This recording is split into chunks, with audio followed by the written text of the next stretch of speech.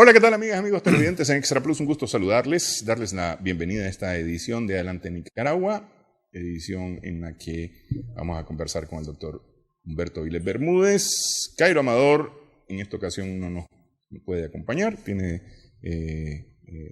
algunos deberes pendientes y no pudo estar con nosotros. Llamó para disculparse. Pero bueno, le echamos un rápido vistazo a los principales hechos que han hecho noticia, a los publicados y no publicados alrededor del mundo en estos últimos días. No sé si empezamos por aquí cerca, en Puerto Rico. Yo creo que sería, si me permitís, importante destacar la reunión del Buró de Ministros del Movimiento de No Alineados, que se celebró este fin de semana pasado en Caracas, Venezuela. Obviamente que por ninguna casualidad, pues. Sí. Estuvieron ministros de Relaciones Exteriores, entre ellos el nuestro, el canciller Moncada. Por eso no estuvo presente en la plaza, porque estaba en Caracas.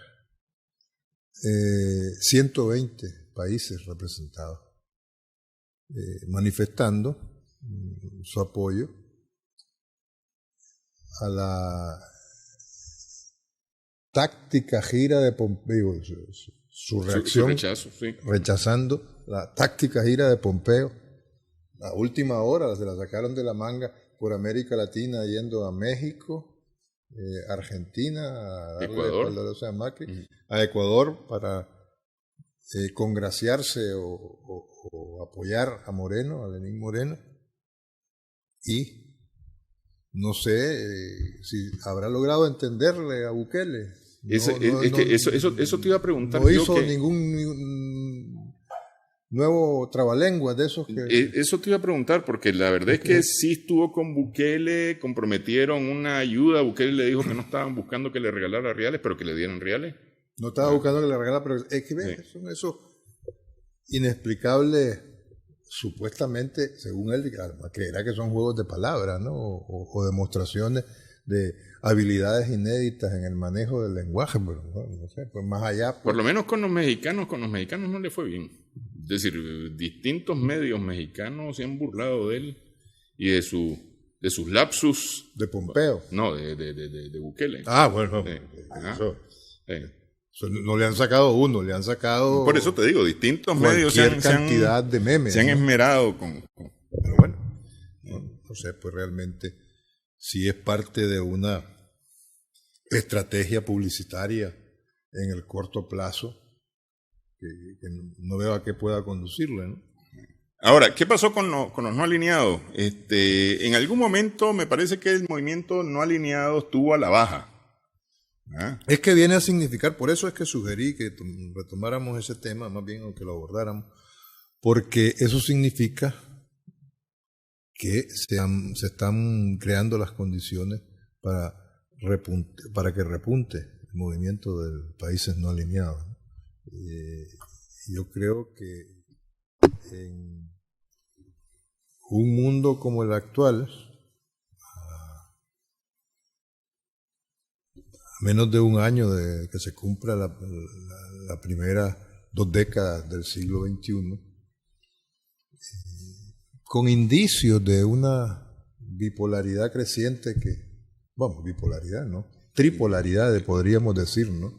Si admitimos que la cosa está en ya el declive del hegemón. Yo pienso que los Estados Unidos, si no lo quieren ver, no lo aceptan por la personalidad, si es que se puede calificar de personalidad, del actual inquilino de la Casa Blanca, pero ya deben de estar plenamente convencidos de la decadencia de la hegemonía norteamericana en el tablero internacional, fundamentalmente, ¿no? Que ya las cosas no son ni parecidas, por supuesto, a los ángulos más agudos de la cresta de poder del imperio norteamericano, ¿no? Según el presidente Trump, gran responsabilidad de eso la tiene su antecesor Obama.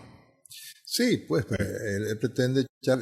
imagínate que la argumentación la comentábamos en programas anteriores para explicar, que no justificar, porque por eso que eso no es justificable, la unilateral salida del acuerdo nuclear con Irán que tanto costó. y del cual Obama fue suscriptor, fue precisamente alegar que lo había firmado Obama, lo había suscrito Obama, lo cual me parece como muy traído de los pelos, pero bueno, son explicaciones como esas en torno a una unilateralidad rechazada por la mayoría de la comunidad internacional, ¿no? Si eso en otra perspectiva le ha servido para incrementar su popularidad, y es el efecto Trump, que por ejemplo, ya hablaremos de Italia a propósito de Salvini, pretenden aprovechar para disque hacerse populares, eso que se llama el neopopulismo en estos tiempos. No sé si... en el caso de Trump está clarísimo, ¿no? Porque lo hemos dicho desde el primer momento, que llegó a la presidencia llamando la atención a como de lugar, y lo sigue haciendo, ¿no? Entonces no le importa insultar, violentar las más elementales reglas político-diplomáticas, con tal de llamar la atención y de seguir diciendo a voz en cuello, America First, ¿no? Bueno, si lo va a lograr, pues yo lo veo muy difícil, precisamente por lo que hemos venido viendo, y a la luz de ese panorama, pues el que no quiere, quien no quiera ver que la hegemonía norteamericana, en el mejor de los casos, está viviendo sus últimos capítulos, pues a lo mejor es un capricho, ¿no?, de la personalidad de cada quien, o de la capacidad de leer los acontecimientos. Pero bueno. Ok, pero volviéndolo al movimiento no alineado, ¿qué planteó el movimiento no alineado, además del apoyo a Venezuela y a una salida negociada a la solución de la crisis? Un rechazo, y por ende a Nicaragua, un rechazo expreso a la autodeterminación de los pueblos, porque la insignia, más que la insignia, el emblema del movimiento de países no alineados es precisamente la autodeterminación de los pueblos, ¿no? Si algo hizo crecer al finales de la década de los 80 al movimiento de no alineados, fue eso, ¿no? Y además sirvió de caja de resonancia y de efecto multiplicador del pensamiento de una tercera vía, no en el sentido estricto en que la planteaba el difunto Gaddafi, ¿no?, en Libia, que dicho sea de paso fue uno de los líderes del movimiento de los no alineados que contribuyó al mejor momento. No solamente Gaddafi, todos estamos pensando en Nyerere, en Julius Nyerere de Tanzania, en el propio Nelson Mandela, pues recién liberado, ¿no?, en Sudáfrica, y el funeral del movimiento apartheid, la India de Rajiv Gandhi, de la propia Indira Gandhi, ¿no?, en tanto que herederos de una tradición política, en el caso de la India, comenzada no solamente por Mahatma Gandhi, ese adalid de la no violencia, ¿no?, y de la resistencia pacífica. Y de la autodeterminación. Sino por Nehru, Jawaharlal Nehru, ¿no?, y de la autodeterminación, obviamente, ¿no? Y estamos pensando el apoyo que significó el movimiento de países no alineados para la autodeterminación del Sáhara, aunque no haya terminado de consumarse el proceso de autodeterminación e independencia plena de los hermanos saharauis. Sí, existe la República Árabe Saharaui Democrática, cada vez con mayor reconocimiento por parte de la comunidad internacional, pero hace falta mucho que andar. Y salvando distancias también el apoyo a la causa palestina. Eso ha permitido que hoy exista, pues, un reconocimiento también internacional al Estado palestino y a la autoridad palestina, en tanto que gobierno de ese pueblo tan significativo en la lucha de la humanidad por la libertad, ¿no?, por la autodeterminación, y herederos además de una tradición judeocristiana incontestable, ¿ya? Entonces, hablar del movimiento de países no alineados, yo creo que vamos a asistir a la inauguración de un nuevo capítulo en la historia de ese movimiento. ¿Hizo ruido esa reunión? No el que pudiera y debiera esperarse, porque lógicamente las grandes cadenas de comunicación occidentales no son simpatizantes ni le... Sí, ¿no? Y le dieron una cobertura a la visita de Pompeo. Sí. Sí, no, por estos lados ya sabemos cómo están diseñadas las directrices de los grandes medios de comunicación, ¿no? De cualquier tipo que sea, incluso con inducción en las redes sociales, por muy independientes que éstas pretendan serlo, ¿no? El apoyo a Nicaragua, ¿cómo se manifestó en la reunión? Es decir, ¿cuál fue el resultado? Pues yo creo que el más concreto es la visita del canciller iraní, que llegó la tarde de ayer a este país y a lo largo del día de hoy está cumpliendo una apretada agenda con las más altas instancias institucionales del país, no solamente de gobierno, sino de lo que es el entramado institucional que se sustenta en la vigencia de la constitución política de nuestro país. Además, en circunstancias inmediatamente después del 19 de julio, en su 40 aniversario, y del discurso del presidente Ortega, que más claro yo creo sí. No pudo ser, pues. Así es. Sí. Y luego, pues, las señales de los discursos, no solamente de la República Bolivariana de Venezuela en la voz de su vicepresidenta, sino ni de Cuba en la voz del vicepresidente primero, que además no es ninguna casualidad que haya sido una mujer y vicepresidenta. El mensaje más fuerte, si podemos así decir, antiimperialista, pues, en ese sentido, ¿no? Y bueno, el vicepresidente cubano, un destacado líder sindical, el compañero Salvador Valdés. Y luego pues habría que ver el mensaje de la iglesia de los pobres, en el mejor de los sentidos, más que de los pobres, de los humildes. Que yo pienso que el padre Antonio Castro bordó una homilía civil en una ocasión tan significativa para, en definitiva, resumir por qué la revolución es el universo de los humildes. Son parte de las señales de la celebración del 40 aniversario de la revolución nicaragüense con hondas raíces sanistas. Sí. Bueno, vamos a hacer una primera pausa en este día. Adelante, Nicaragua. Estamos conversando con el doctor Humberto Avilés Bermúdez.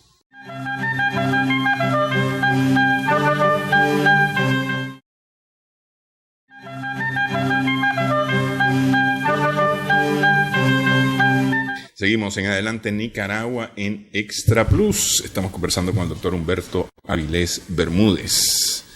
Bueno, ya que lo tocamos, la visita de Pompeo, se anunció la gira por Latinoamérica, que al final de cuentas fueron 4 países, ¿no? Argentina, para darle un espaldarazo a Macri, Ecuador, en donde prometió ayuda para ayudar a solventar la situación con migrantes venezolanos en Ecuador, ¿no? En El Salvador, donde Bukele le dijo que no quería que le regalaran reales, pero que sí hacía falta dinero, y México, ¿no? Que es la que menos se ha hablado, me parece, porque es decir, tanto se ha dicho entre México y Estados Unidos que ya... Pero ¿a qué conclusiones se puede llegar en particular sobre la visita de Pompeo a México? Acordate que antes de salir, lo que se dijo en los medios es que la gira de Pompeo tenía como objeto fortalecer las posiciones anti-Maduro, anti-venezolana. Sí, un poco reforzar lo que han venido tratando de hacer en el seno de la OEA, ¿no? Fundamentalmente. Sí. O a nivel internacional. Ampliar el cerco de sanciones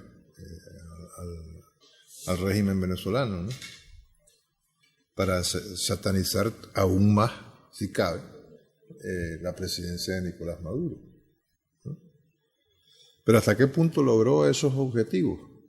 En el tablero internacional, en una lectura mínimamente objetiva de lo que ocurrió, no solamente el fin de semana, porque la gira, a propósito de Pompeo, la gira empezó del 20 al 21. Uh-huh.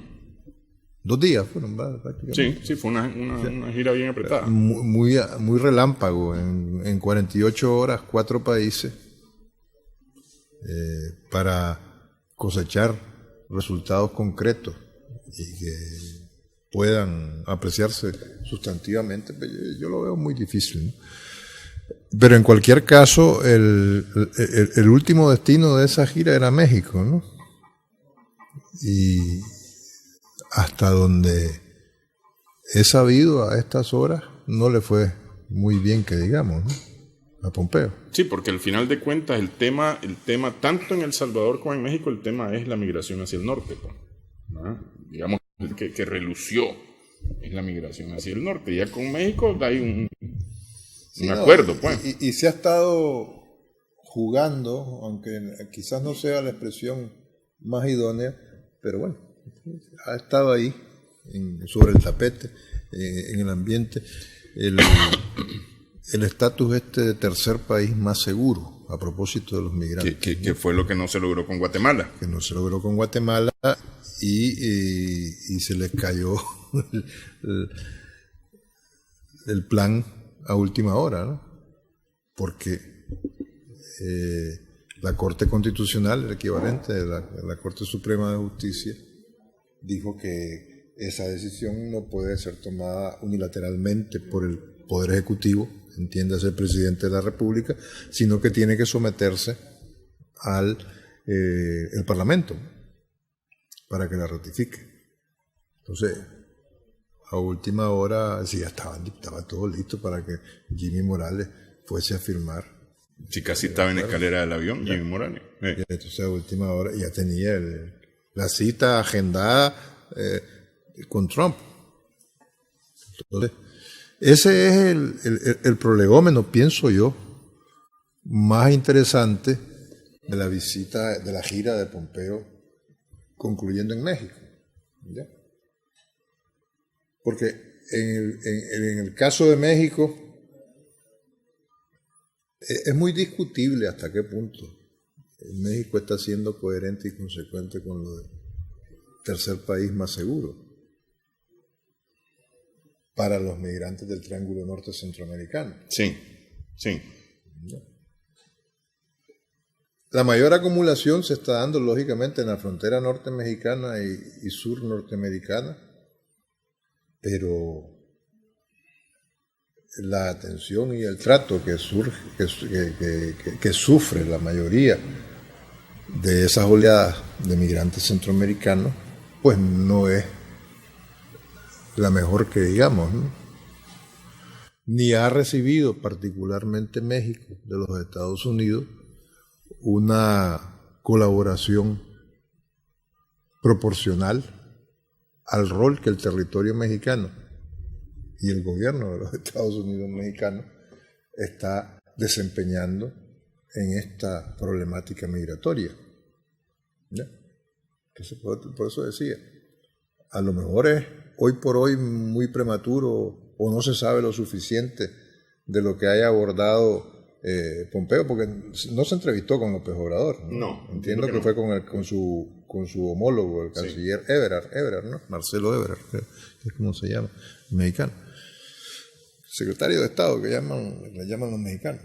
Entonces, habría que ver la letra pequeña de las noticias, no de los contratos ni de los acuerdos, porque ha trascendido noticia de algún acuerdo grande o pequeño que haya suscrito Pompeo. Por eso te digo, con México fue el que de las 3 visitas fue la que menos sonó. Sí.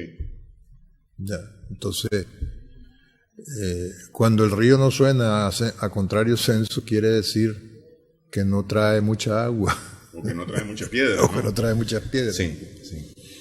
A propósito del tema migrante, antes de irnos a la pausa, este fin de semana salieron en las redes sociales unas imágenes de religiosos, religiosas, sacerdotes y monjas detenidos, esposados con aquellas bridas plásticas, ¿no? Pero además atrás. Detenidos por defender migrantes en los Estados Unidos, pero más que defender migrantes es defender derechos de los migrantes, especialmente de la niñez que está resultando muy afectada. Sí, que han sufrido tratos vejatorios que yo sí calificaría sin ninguna duda como crímenes de lesa humanidad. ¿Cómo totales a los derechos humanos? ¿Cómo vas a estar sometiendo a ese nivel de tortura, no solamente física, sino psicológica, a criaturas, a infantes? Pero vos viste la visita de Pence a los centros de detención para migrantes. La gente le dijo, tenemos hambre. No, y además en unas condiciones de hacinamiento horribles. Pero no solamente eso, volviendo al maltrato infantil. Nunca mejor dicho y peor hecho, ¿no? Separar violentamente, por la vía de hecho, a los hijos de sus padres. Bueno, y someterlos a aislamiento. Y ya viste que eso ha dado como resultado un par de niños muertos. Sí, ya vimos la imagen del padre y el hijo ahogados en un río fronterizo. Sí, no, pero es que esa es una. Pero además los niños muertos en centros de detención dentro de los Estados Unidos. Sí. Lo que es peor aún. Sí. Entonces, no sé, dan ganas de cualquier cosa menos de ser contrarrevolucionario en este mundo. Bueno, hacemos pausa nuevamente en esta edición de Adelante en Nicaragua.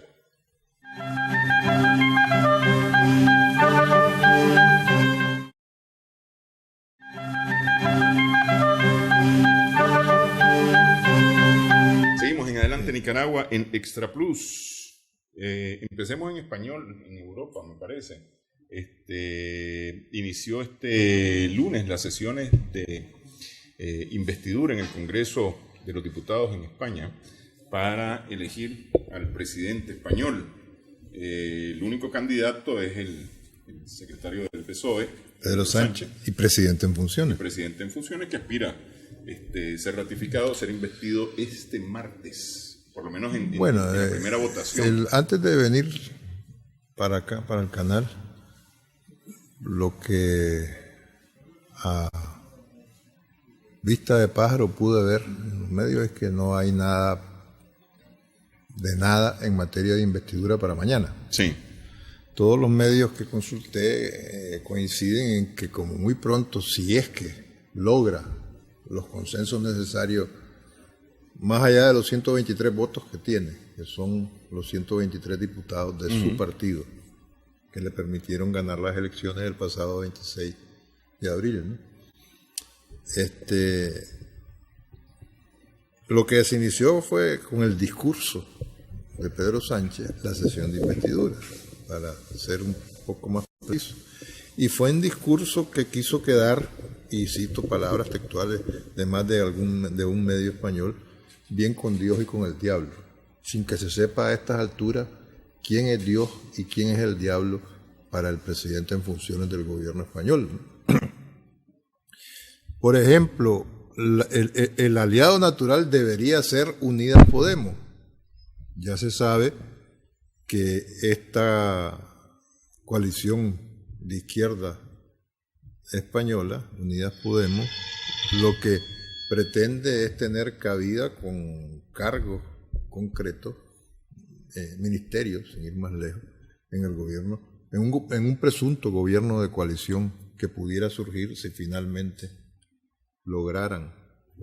Pero entonces, fíjate, en el lenguaje tan ni chicha ni limonada utilizado por Pedro Sánchez en su discurso, que lo que dice es que ofrece no un gobierno de coalición, que no es posible, no abundó sí esta vez, sino que lo había dicho en programas de televisión anteriores, Pedro Sánchez, que no es posible por las diferencias que sobre todo con respecto al fenómeno independentista catalán en particular, tiene el PSOE y Unidas Podemos. no hundo en eso, pero sí dijo que si no hay condiciones para un gobierno de coalición, él está ofreciéndole un consenso para un gobierno de cooperación de izquierda, una cosa así. Donde no le fue bien a las primeras reacciones a su discurso de investidura, o con quien no le fue bien, más bien dicho, a Pedro Sánchez, fue con el Partido Popular y con Ciudadanos. Estamos hablando de segunda y tercera fuerza política española, hoy por hoy, quienes claramente le dijeron, tanto Casado, el líder del Partido Popular, como Rivera, de Ciudadanos, que no cuente con la abstención.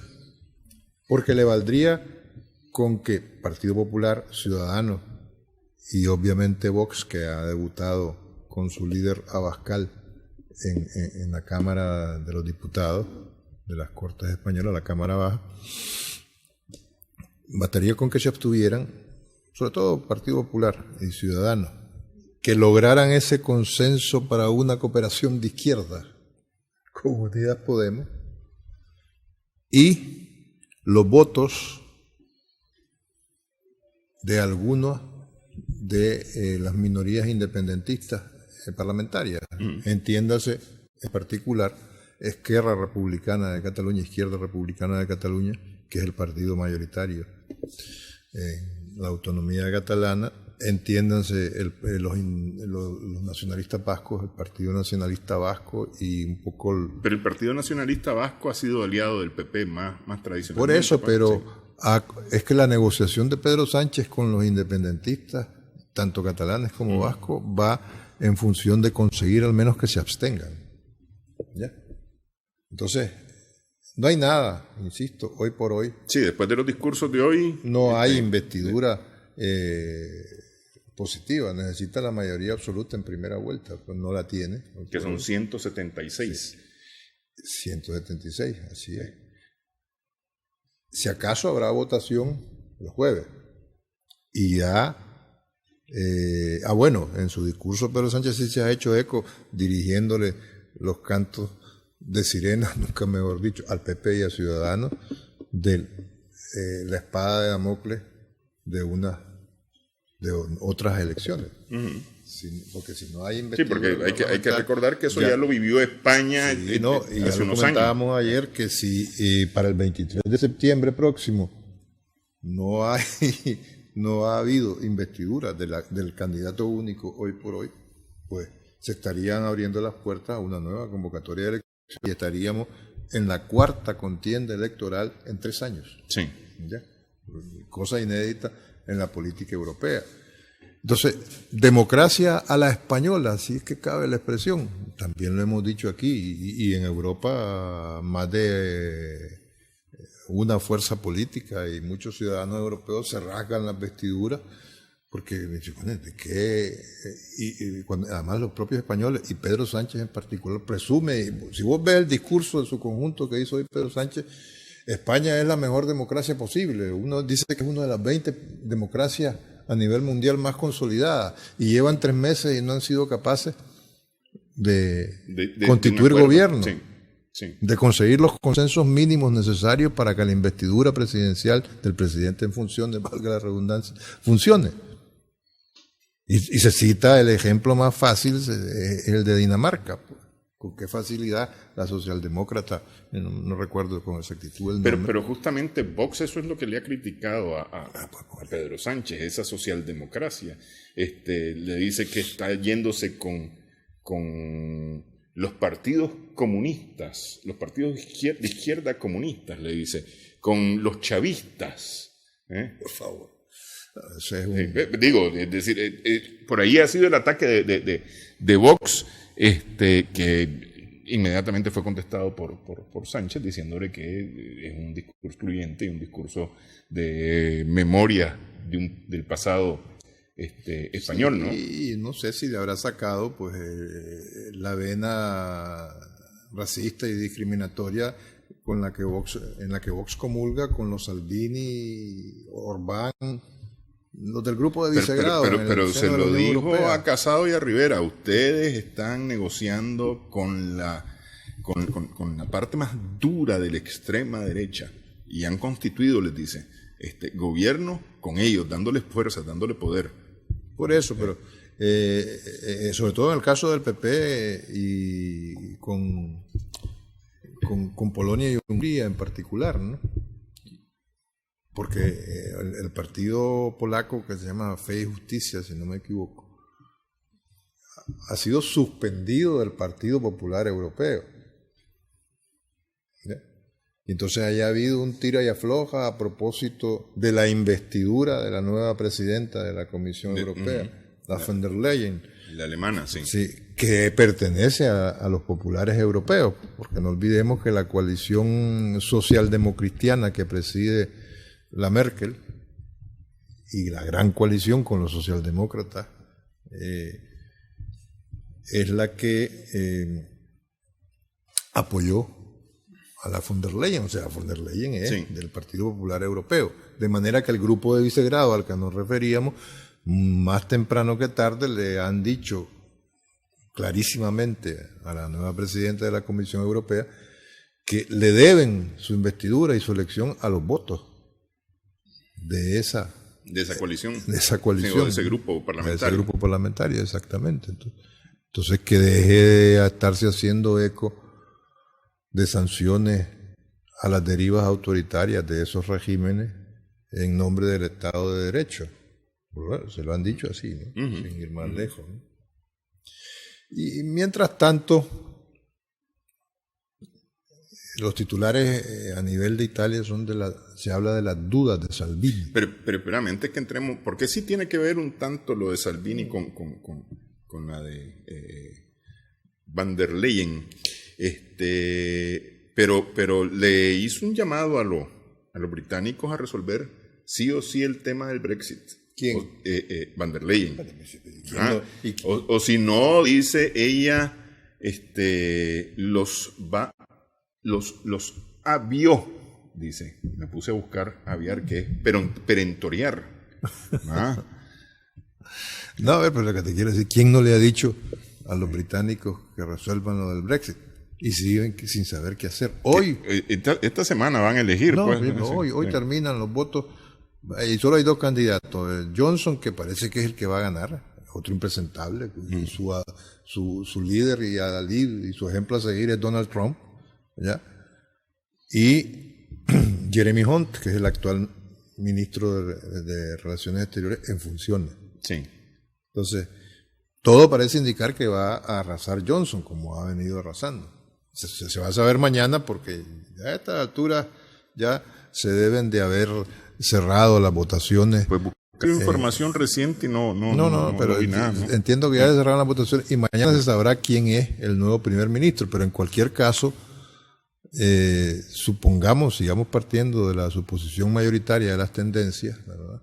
Y de los resultados obtenidos hasta ahora, Boris Johnson, si así fuera, y no hay una sorpresa de última hora, porque también en la edición del Partido Conservador en particular, porque de lo que se trata es de la elección del líder del Partido Conservador, ¿ya?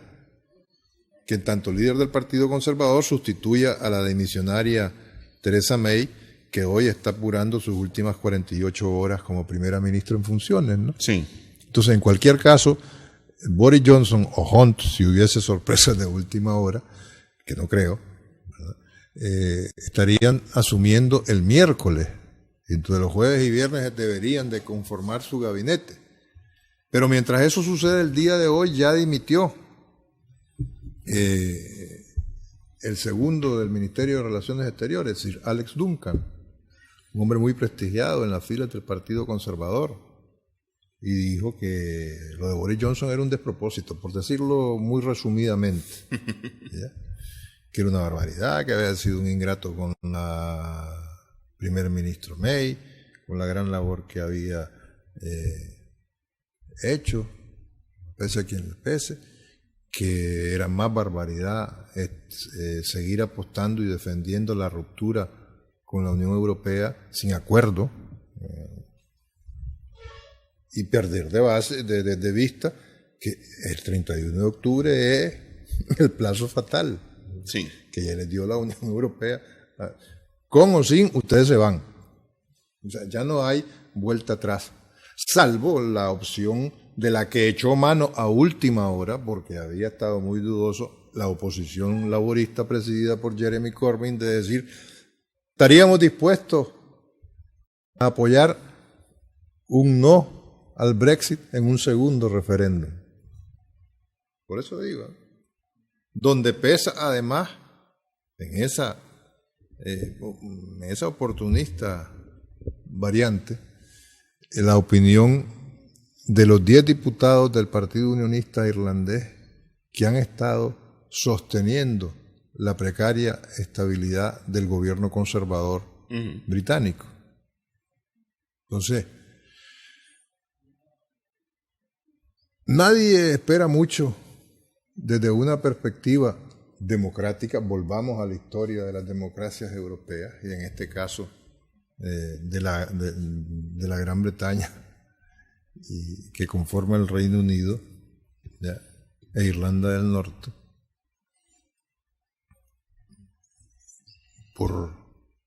No se puede esperar nada democrático de Boris Johnson y compañía.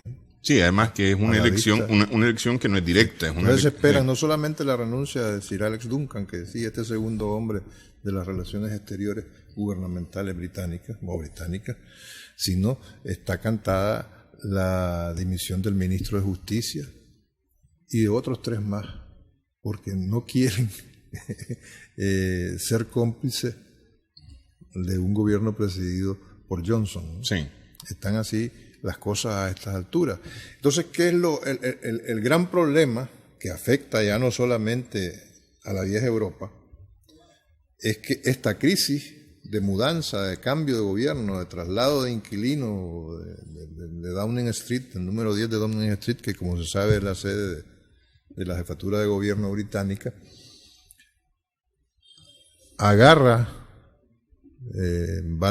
válgame la expresión, a la Gran Bretaña con una crisis profunda con Irán, a raíz de la detención todavía inexplicable de un petrolero iraní en Gibraltar. Sí, supuestamente porque llevaba petróleo para Siria. No me lo explico cómo, porque es decir, para salir de Irán, tomás Hormuz, luego Suez, llegas a Siria. Bueno, pero este es detenido por eso, la lógica de la circunvalación que hizo ese petrolero, ese tanquero de bandera panameña, pero con petróleo iraní.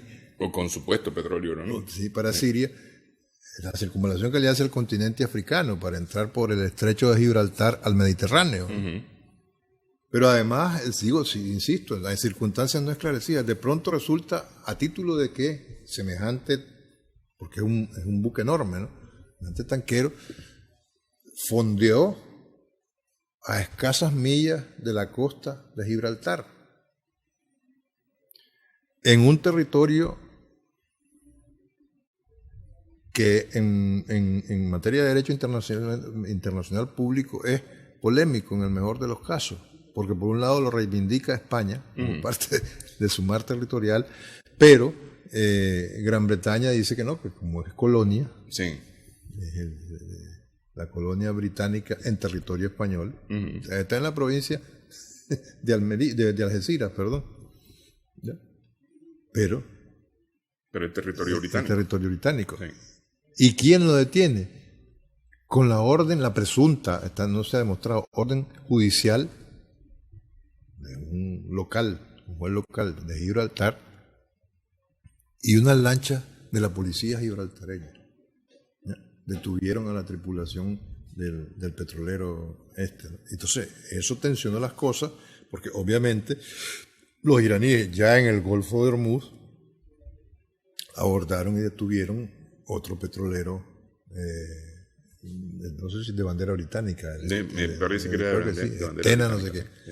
Pero aquí la crisis gubernamental británica queda desnuda, se pone en evidencia para todo el mundo. Porque resulta que la única fragata que estaba haciendo labores de patrullaje en el Golfo de Hormuz para evitar, para proteger a los petroleros occidentales, pues si es que no fuera británico, en el Golfo de Hormuz, la Montrose, que debería de haber evitado porque era la que estaba más cerca del lugar donde fue detenido ese último petrolero, llegó tarde, llegó 1 hora tarde al lugar de los hechos, ¿no? Eso dice mucho de la debilidad de las Fuerzas Armadas británicas, que sobre todo, desde el punto de vista naval, un día fueron los dueños de los mares, ¿no? Sí, sí. Ya sabemos que la flota británica, y presumían de las derrotas que había infringido la flota británica a la flota del Imperio Español. No olvidemos Lepanto, Sí. donde don Miguel de Cervantes y Saavedra perdió el brazo que lo inmortalizó como el manco de Lepanto, pero bueno. Entonces, ese es el escenario en el que se está moviendo en medio de una crisis internacional, por si fuera poco, con Irán y con el acuerdo nuclear a punto de irse totalmente por la borda, por circunstancias que ya hemos comentado, lo del enriquecimiento de uranio, etcétera, ¿ya? Y un nivel de tensión en el que están preparándose para la guerra no solamente las potencias occidentales, que andan ahí merodeando por el Golfo de Hormuz, por decirlo de alguna forma, sino el propio Irán. Pues. Sí, Irán, que anunció la detención y juzgamiento de 17 espías de la CIA. Espías de la CIA, todos iraníes. Y condenados a muerte. Algunos de ellos condenados a muerte. Algunos condenados a muerte porque dice que los que han cooperado fueron sentenciados a largas cadenas, ¿no? Sí, pero a los que consideran actores... condenados a muerte. Van a ser, no sé, si lo ejecutan fusilados. No sé si es ahorcado. Una cosa de esta. ¿No? Entonces, ese es el panorama británico, europeo, mundial. Y a eso hay que sumarle ahora el tema de Italia. Que Italia podría ir a elecciones adelantadas muy pronto. Si finalmente Matteo Salvini resuelve sus dudas. Ok, hablamos sobre eso, al regresar de la pausa en Adelante Nicaragua.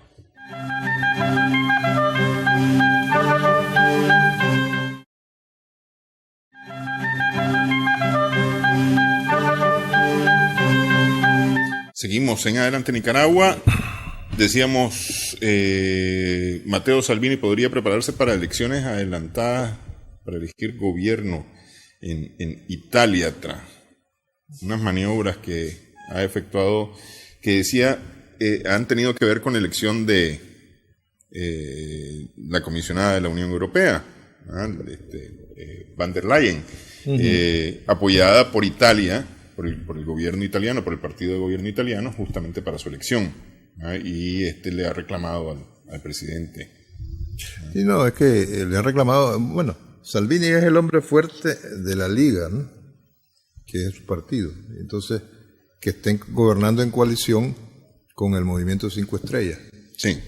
De manera que el primer ministro italiano, Giuseppe Conte, es primer ministro a propuesta del Movimiento 5 Estrellas. Pero se habla de las dudas de Salvini porque nunca ha tenido un panorama mejor para tomar esa decisión de convocar elecciones. Está rondando el 40% de apoyo en las encuestas. Imagínense que hace un año la Liga, para que nos imaginemos el nivel de la remontada que ha logrado Salvini, con toda y su polémica política migratoria, ¿verdad? Ya sabemos lo que ha hecho. En un año ha remontado del 4% al 40%, que se dice fácil, ¿no? De apoyo. Eso hace un año no se le habría pasado por la cabeza soñar siquiera con ese porcentaje. Pero esas son las posiciones duras que están ganando. Así es. Y entonces a él le sobran excusas para romper la coalición de gobierno, disolver la legislatura, el Parlamento y convocar elecciones anticipadas. Pero está dudando de las encuestas, tal como son, y de quienes las preparan y las publican cada mañana, ¿no? Porque si él se dejara llevar por eso y finalmente se resolviera, no se detuviera a dudarlo, entonces estaría apostando por gobernar en solitario. O sea, pues si eso es así, si él estuviese totalmente convencido de que esos porcentajes de apoyo se van a traducir en mayoría de votos en unas elecciones anticipadas, ¿no? Pero él sigue dudando porque lo asusta la idea de ser el acusado posteriormente, si no le salieran las cosas como cantan las encuestas, de ser acusado de haber dinamitado, de haber acabado el gobierno, ¿no? Y puede perderlo todo. Claro. Entonces, si eso es así, la historia de la política italiana, lo que arroja, lo que nos lleva a concluir, es que te pasan la factura votando, ¿no? Los italianos. Además, si llega a haber una crisis abierta por la ruptura de la coalición y la convocatoria anticipada de elecciones, Salvini tiene sus razones para temer que el presidente de la República, el democristiano Sergio Mattarella, le aplique un antiquísimo truco democristiano, ¿ya? Y lo saque de una posible nueva mayoría formada por el Movimiento 5 Estrellas y el Partido Democrático. Y queda lista y servida la Liga. Claro. Sí. Entonces la Liga Norte quedaría lista y servida, como bien dice Néstor, porque hay conversaciones muy avanzadas entre el Movimiento 5 Estrellas y el Partido Democrático del defenestrado Matteo Renzi. No perdamos de vista que el anterior primer ministro de Matteo Renzi, aquel disidente de la democracia italiana que fundó el Partido Democrático, ¿no? Y lo que lo tiene más preocupado y lo hace dudar más es la investigación abierta por la Fiscalía de Milán sobre la presunta financiación rusa de la Liga Norte. Porque hay un colaborador muy cercano a Matteo Salvini, que se llama Gianluca Savoini, y que preside una asociación lombarda de la Lombardía, que es la Asociación de Amistad Lombardía-Rusia. Y este hombre, el 18 de octubre del 2018, participó en el Hotel Metropol de Moscú en una cena a raíz de la cual hubo un encuentro secreto entre Gianluca Savoini y una serie de delegados rusos. Estaba, además de Savoini, otros dos italianos y una delegación de rusos que supuestamente o presuntamente hablaban y actuaban en esa reunión en nombre del Kremlin. El 17 de octubre, Matteo Salvini había participado en Moscú en un foro de empresarios, ¿ya?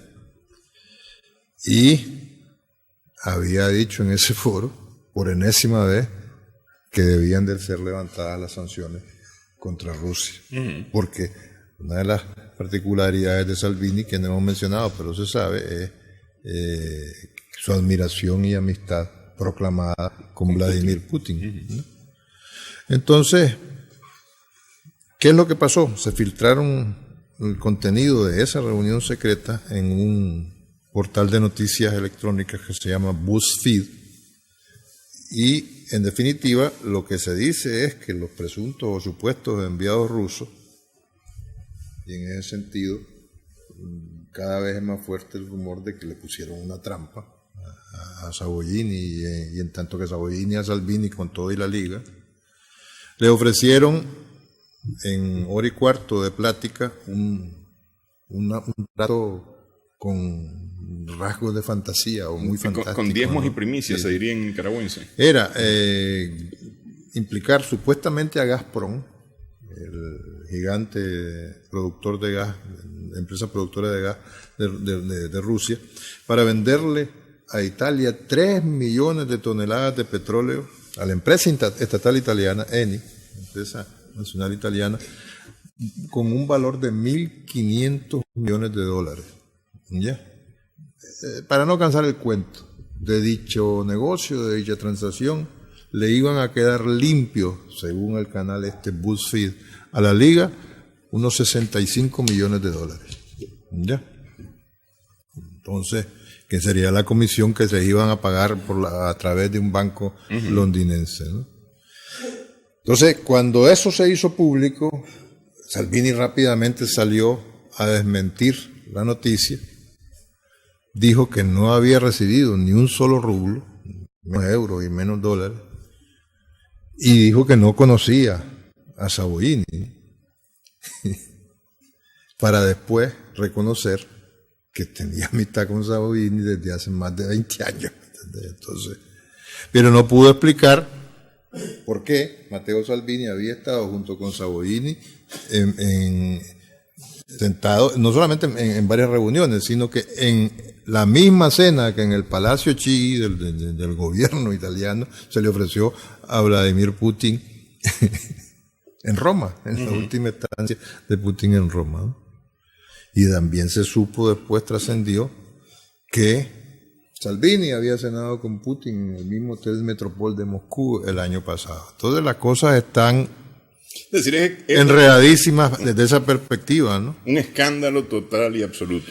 Porque por si fuera poco, esas contradicciones que desmintió, luego reconoció y le sacaron que había estado no en una, sino en varias reuniones y en varias cenas con Putin. Por si fuera poco, cuando el Parlamento lo llamó a dar explicaciones, que compareciera para dar explicaciones, se negó a dar explicaciones y anunció que pasado mañana, el miércoles, quien va a ir a explicar eso es Giuseppe Conte, el primer ministro. El primer ministro. Sí. Eso echó por delante, pues, dicho en lenguaje cotidianísimo, a Conte, que no es de su partido, ¿ya? Y que es el único que en los intentos anteriores de crisis de la coalición actual de gobierno ha estado dando la cara, ¿no? Hasta el momento, porque es un hombre que... ¿Y va a seguir? Ya. Y logró superar la primera gran crisis de gobierno, ¿no? Entonces, termino la idea con esto. La amenaza de ruptura entre la Liga y el M5 se ha venido repitiendo periódicamente desde hace un año, desde que se constituyeron en coalición de gobierno, ¿no? Entonces... Pero ahora es que ha cobrado fuerza en esta claro, última crisis. Sí. Claro, en esta última crisis. Entonces confluyen toda esa serie de elementos. Por un lado, las encuestas que le dicen, mira, este es el mejor momento, y aquel teme que lo estén embrocando. Y le vaya a costar lo que decíamos antes. Sí. Perderlo ese todo, apoyo, sí. Que como la espuma ha logrado en un año, y dejarse ir, ¿no? Entonces, si era que objetivamente, entre comillas, muchos factores le están diciendo, hombre, lanzate, rompe la coalición y convocar elecciones electorales, pero él no se atreve, ¿no? Entonces, nunca la Liga Norte, ya lo dijimos antes, había tenido semejante apoyo, ¿no? En cualquier caso, para tomar la decisión de si disuelve las cámaras y convoca elecciones, lo razonable es que ese plazo se venza esta semana. O sea, el viernes próximo, pues, sí, debería de haber dicho sí o no, o qué no.